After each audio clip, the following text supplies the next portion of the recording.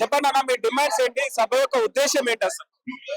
ఈ రోజు మన ప్రభుత్వం ముండి వైఖరికి నిరసనగా తెలంగాణ విద్యుత్ సంస్థలో ఉన్నటువంటి అన్ని అన్ని యూనియన్లు ఒకటై ఈ రోజు ఒకటే కోరుకుంటున్నారు. ఈ యజమాన్యం మొండి వైఖరిస్తుంది. బట్టి విక్రమార్ కూడా కింది స్థాయి నుంచి వచ్చి కూడా డిపార్ట్మెంట్ అంటే ఒక ఆడబొమ్మలాగా చూస్తున్న బట్టి గారు ఈ రోజులల్లా ఇప్పుడు జూన్ జూలైలో మాత్రం అకాడమీ స్టార్ట్ అయితే పిల్లల చదువులకు కూడా ఈ మధ్య రకంగా జనవరిలో ఏ రోజు కూడా విద్యుత్ సంస్థ పుట్టే కంచెలు కూడా ఏ రోజు కూడా జనవరిలో ట్రాన్స్ఫర్స్ అయితే ఎక్కడ కూడా జరగలేదు. కనుక ఇక్కడ మా ప్రత్యేక డిమాండ్ ఏంటంటే జూన్ జూలైలో ట్రాన్స్ఫర్ చేయండి. 3 years కంప్లీట్ కాకముందు కూడా ఇప్పుడు జేఎల్ఎం లో కూడా 3 years కంప్లీట్ కాకముందు కూడా ట్రాన్స్ఫర్లు పెడుతున్నారు.